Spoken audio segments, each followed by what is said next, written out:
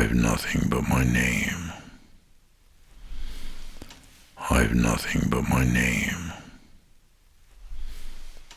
The few times that I played with Ron was in a studio. Sonic Youth would play somewhere in Michigan, Ron would show up with Niagara, and then he would jump up on stage and play I Love Your Dog with him. Yeah.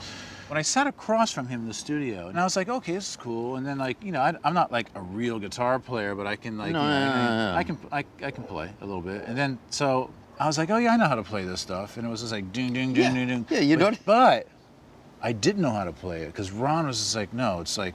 Yeah. And then I was like, oh, it's not just downstroking No. the way everybody else plays. No. He's swinging. Yes. Like there's a swing there that he's Yeah. playing. And that's like the first thing I was like, that's the magic right there. Nobody is doing that except for Ron. Yeah. And then we did a gig and Scotty first played. And I was like, oh. When the two are together. He's a blues drummer. Yes. He's not like playing, like people cover Stooges songs. Like, Yeah. No, he's just like, he's on his motor, he's on his Harley. That's and he's it. just like, I was like, okay, this is like, you know, this is real. Yeah. This is the real rock and roll Yeah. right here. So when you guys started playing together, that was killer. On the original, those first two records, Ron was playing, because he'd been a bass player, he couldn't adapt. I sort of handed him the guitar, you're it one day. Yeah. He did not use the standard light gauge set. He used a heavy gauge set, and that also had a lot to do with that sound. It was a 54 on the big E string, and later he wanted to be able to doodle like everybody else, so he got the light, and he still sounded.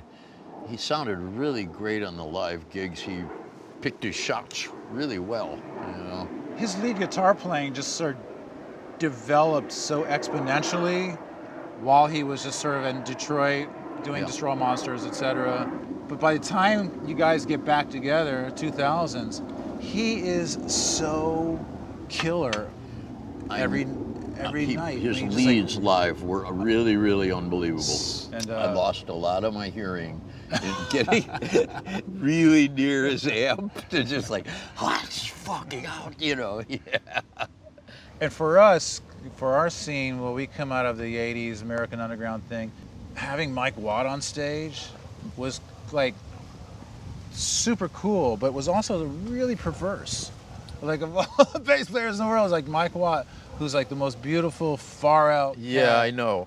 Ron really loved him. He's like, Watt is like this salt of the earth kind of guy. Yeah, and he did love it. He got Watt in the band. I had always told the real nice guy named Pete Marshall, who used to work with Glenn Danzig in a couple of his bands post Misfit, and was playing bass with me for a long time. And there was an overlap from when I was working with a solo with a group going into the Stooges. And I said, you know, if we get this off the ground, I'm going to get you in there on bass. Oh, so yes. Ron really, really wanted Watt. And I said, you know what, fair enough, because he earned the position. He's been playing with you, and if that's what you want, great. And he was a good guy. The two of them on the road, it was really like the Three Stooges. You know, they'd go to dinner, and I'd come by, join them for a drink after or something, and Rob would say, Watt has no social graces. This is this really eccentric person, right? He has no social graces, you know. You can't think of anything more weird and cool than that Mike Watt is playing bass. He got seriously injured playing with us. This is one of the problems playing with me. We went out there one night and somebody threw a really heavy, one of the big beer at me, and it hit the ground in front of him, and he took a step and he went down hard, and he damaged his knee pretty badly. It'll never be the same. But I'm not the same either. Yeah, man. You know? Nobody's the same, man. I want to tell you about my baby. You know, she comes around. She's about 5'4" from her head to the ground. You know, she come around here at just about midnight. She made me feel so good, Lord. You know, she made me feel all right.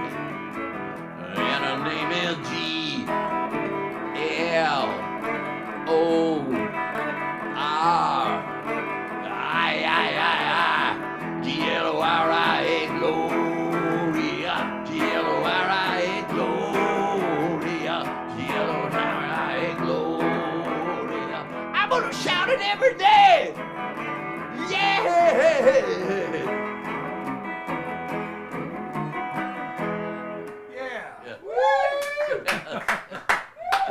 What else do we not know? Are there any people like that you'd like to collaborate with that you never?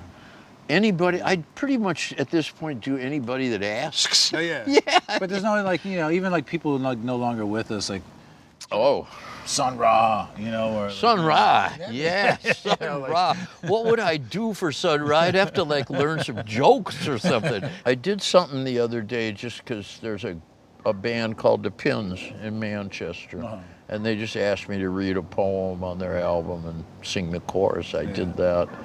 There's a guy in Fort Lauderdale named Dr. Lonnie Smith. Oh yeah. Yeah, Is man. that like Lonnie Liston Smith? That dude? No, like the keyboard player. Yeah, the master of the B3. Yeah. Well, I went up to see him play, and he's so bloody good, and he's a really nice guy. I'm kind of tired of being in front of stuff now. You know what I mean? Yeah. You go to Churchill's? I used to. I don't go much Yeah. anymore. This year, Yeah. I've hardly been home. You know? just want to like. Yeah, I'm just sort of like, but I used to go a lot. Front I nose, go yeah. once a year to next to Churchill's, Sweat Records is next to Churchill's, and they have something called Sweat Stock. They always have odd bands from the area. They don't care if they're professional or not, and that's a great hang. You know Rat Bastard? He's His like Rat Bastard was in, he was not Rat Scabies. Now Rat Scabies damned. Yeah. Rat Bastard you just hear about. Oh, Rat Bastard. He's like the mayor of Miami Beach noise scene. Spam All-Stars, you ever hear of them?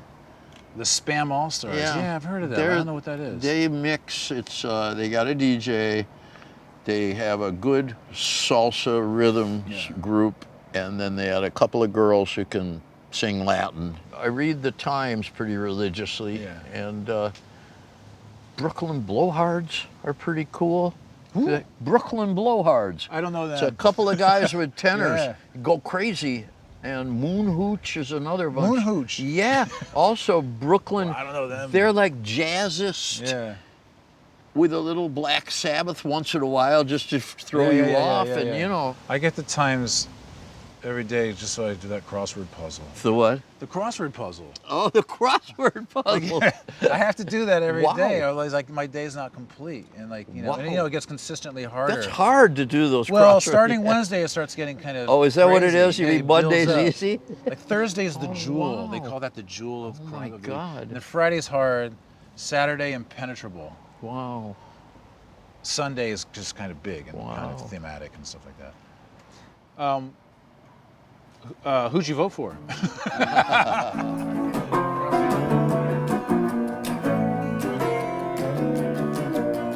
Hey, little girl, you got a little curl. I'm a little boy, and I want a toy.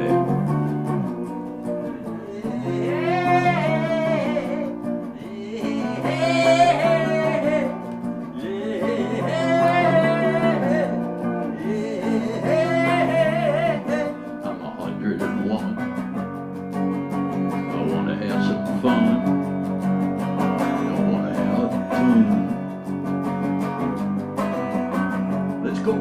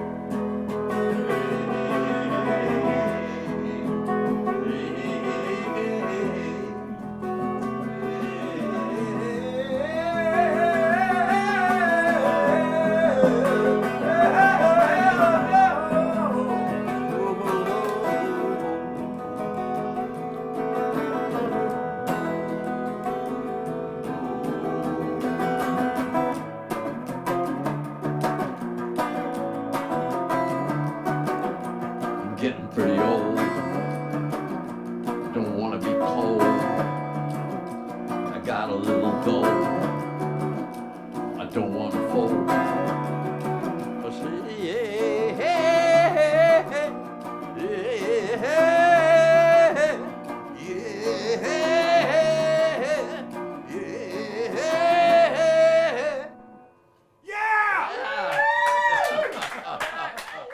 Let's see, what else I can could we do? get into Churchill's with Yeah, that. baby.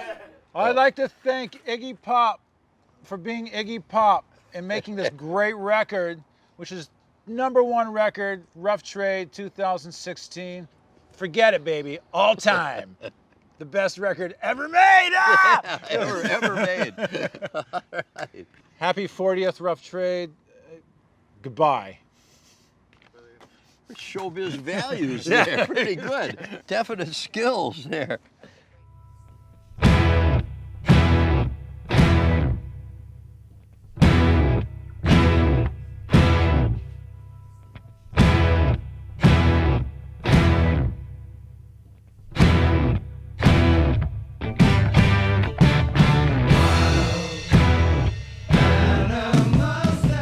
He wants me to just look at his camera.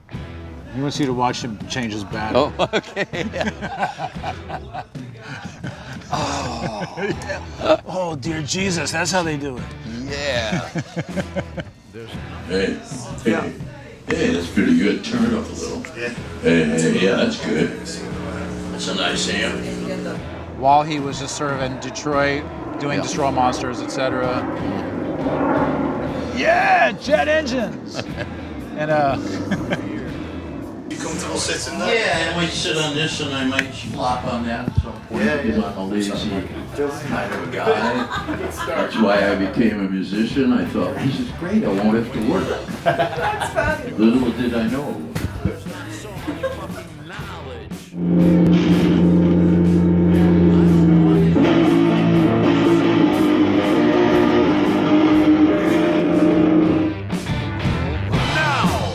Not anymore. I've had enough of you. Yeah, I'm talking to you. I want to go to Paraguay and live in a compound under the trees. I voted in this neighborhood, yeah. you know, and didn't seem to do much good, except that I feel like at least I was a respectable citizen that day, you know. Gonna get pretty dog eat dog now. It hasn't happened yet. No, There's that's all these what people trying to make it No, not happen. this is- It's like, let's do it. Let's make it not happen. Yeah. I'm into that. Let's storm the Citadel. It's time. Yeah, 20 million march. You know, like on the day after. It's like that's a lot of people. Just pick that building up. Levitate. You know, when they tried to levitate the Pentagon. and Yeah. Levitate the Pentagon. John? He had the band Negative Approach. No, that's a great name. Yeah, Negative Approach. That's so Detroit. Negative approach. That's pretty cool. Negative approach. Oh, yeah.